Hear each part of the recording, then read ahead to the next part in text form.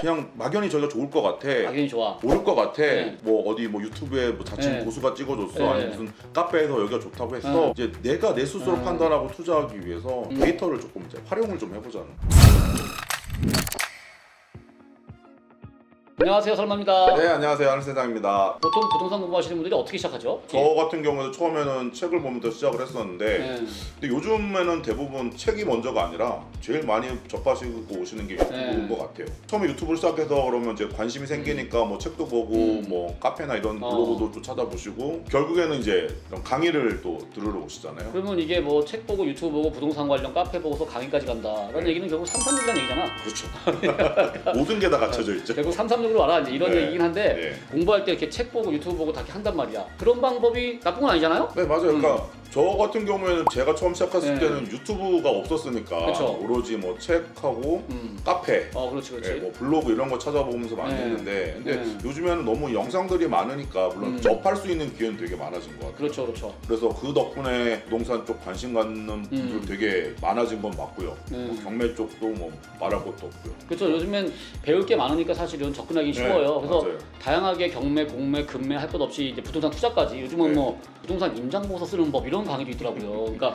다양하게 있는데 그런 걸 다 들으면 되죠. 네, 맞아요. 들으면 되는데 이게 무슨 문제가 있는 거죠? 열심히 듣죠. 열심히 들어. 그게 뭔 문제야? 열심히 들으면 되잖아. 아니 학교 때 그렇게 안 하던 공부를 네. 그렇게 돈 들여 열심히 하자놓고서 네. 근데 결국에는 공부에서 끝나는 경우들도 많다. 실천을 안 한다? 그렇죠. 아. 그러니까 공부만 수업을 들으면서 그냥 네. 자기 만족? 나 강의 들었어. 그렇지, 이런. 그렇지. 돈을 벌려면 투자를 하는 행위를 이제 실천하셔야 되는 건데 결국에는 수업만 듣다가 그냥 사라지는 사람들이 있고 막. 그런 부분이 안타까워서 네. 오늘 이 자리에 특별히 나오신 거예요. 그러니까 이게 수업만 듣고 앉아 있는 것 자체에 만족감을 느끼고 네. 그리고 그걸 난 할 거 다 했어. 다 했다. 그러다 보니까 결과가 없어. 결과가 없다 보니까 보통 보면요. 나중에는 결국 뭐 컨설팅으로 빠지거나 맞아요. 남들이 찍어주는 물건 그냥 같이 하거나 그걸 많이 원하시더라고요. 실제로 우리한테 와가지고도 물건을 네. 찍어주기 원하시는 분들도 있죠. 어디가 좋아요? 어디가 좋아요? 뭘 사야 돼요? 네. 이런 질문 되게 많이 하시는데 우리 336 특징상 또 그런 것들은 없잖아요. 이건 우리가 컨설팅이 아니다 보니까 맞아요. 그거를 스스로 찾으세요거든요. 네. 스스로 찾으려면 우리 336의 모토 중에 하나가 앞마당 결정하는 건데 네. 앞마당을 결정하려고 보면 그 앞마당을 좀 알아야 되잖아요. 그렇죠. 결국은 그 앞마당에 대한 지역 분석 내지는 데이터 분석을 해야 된단 말이에요. 데이터 분석이 왜 중요한 건가요, 그게? 일단은 좀 전에 얘기했던 것처럼 네. 내 느낌으로 투자하는 그냥 막연히 저희가 좋을 것 같아. 막연히 좋아. 모를 것 같아. 네. 이런 투자를 좀 지양하자는 거죠. 아니면 이제 지나가던 고수가 찍어줬어. 그런 거 아니면 어때요?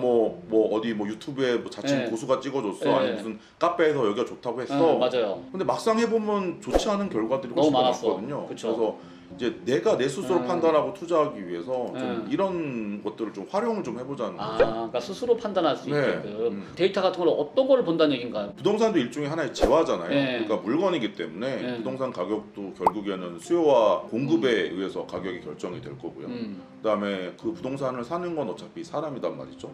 그래서 인구가 많이 몰리는데 뭐 일자리가 많은데 이런 곳일수록 훨씬 더 부동산 가격이 탄력이 더 있을 거고요. 그건 그냥 그 동네 가가지고 막 서 있으면 느껴지는 거 아니야? 사람이 들어온지 안 들어오는지?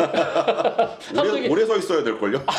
한 1년 내내 서 있어. 그러니까. 비바람 맞으면서 그럼 네. 저기네 옛날에 그 은행나무 침대처럼 아, 그렇죠. 그 무슨 장군이지? 은행나무 침대에 나왔던 그 신현준 장군처럼 비가 오나 눈이 오나 그때 가만히 있는 거지. 이걸 알면 안 되는 거잖아요, 지금. 이 두 PD는 모르는 것 같아. 네. 뭐 진짜 몰라요? 이 양반들이 표정이 진심이야 보니까. 아니 어떻게 은행나무 침대를 모르지? 저도 모를래요. 모를래요? 네. 그래서 이제 조금 더 객관적으로 좀 예측하고요. 어떤 근거에 의한 투자를 하기 위해서 좀 데이터를 조금 이제 활용을 좀 해보자는 거예요. 그러려면은 데이터가 많을수록 더 이게 정확도가 높아지겠네요. 그렇죠. 내가 뭐 많은 양의 데이터를 보고 또 오랜 기간의 데이터를 보면 볼수록 조금 더 객관적인 예측이 가능해지겠죠. 자 그러면 데이터 분석을 열심히 했어요. 네. 그럼 데이터만 가지고 투자하면 되는 거네? 아니요. 안 돼? 데이터만 가지고 하면 안 되면 뭘 더 해야 돼요? 일단 그래도 마지막은 마지막은? 발품을 팔아야 돼요. 발품을 팔아야 된다는 얘기죠. 이게 지금 데이터 만능주의는 아니라는 얘기인 거죠? 그럼요. 발품을 왜냐하면 팔자. 데이터라는 것도 결국에는 아무리 최신 자료라 하더라도 일주일 전, 뭐 한 달 전, 어떤 건 뭐 1년 전 예. 이런 자료들이 있기 때문에 그렇죠. 결국에는 과거의 얘기를 하고 있단 말이죠. 그러니까 결국에 현장에 나가서 정말 내가 그 데이터를 보고 예측한 내용이 정말 맞는지 발품 팔아서 다시 한번 검증을 해보고 최종 의사결정을 할수 진행할 수 있는 거죠. 예전에 제가 유튜브 올렸던 영상 중에 한 3, 4년 됐나? 현장 임장하는 영상이 있었거든요. 네. 거기에 달린 댓글 중에 하나가 그거였었어. 요즘은 인터넷 다 있는데 맞아요. 누가 봤어요. 저렇게 돌아다니면서 임장하냐? 네. 제 틀딱이다 이러면서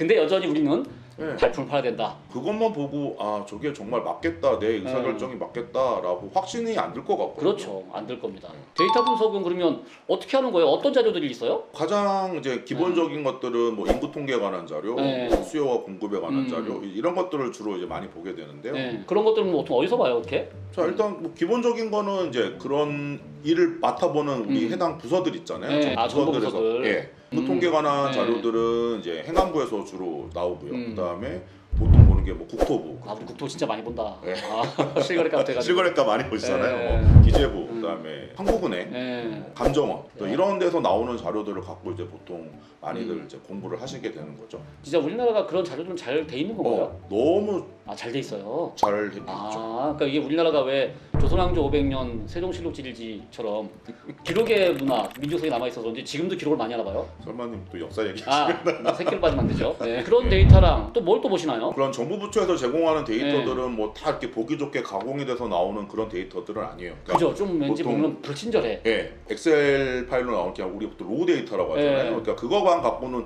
이게 뭔 소리라고 있는 건지 알 수가 없는 네, 그러니까 맞아요. 일종의 좀 가공이 좀 필요한 거죠. 그런 이제 니즈들이 많아지다 보니까 그 음. 요즘엔 그런 것들을 되게 보기 편하게 어. 일단 가공을 거쳐서 그렇죠. 그래프로 뭐 이렇게 보기 좋게 이렇게 제공해주는 어. 또 사이트들도 그러니까 제가 예전에 한참 많이 할 때는 네. KB 정도 데이터를 봤거든요. 그렇죠. 근데 요즘은 KB 말고도 더 많이 생겼더라고요. 네. KB도 물론이고요. 어. 요즘엔 뭐 여러분 많이 보시는 게 뭐 호갱노, 응. 직방, 응. 그다음에 뭐 아실, 아실, 나 네. 아실도 많이 봤어. 부동산 지인, 엄청나게 많아요. 예, 일종의 프로테크 사이트라고 하잖아요. 그러니까요, 되게 어려운 말을 쓰더라. 프로테크 뭔 소리야?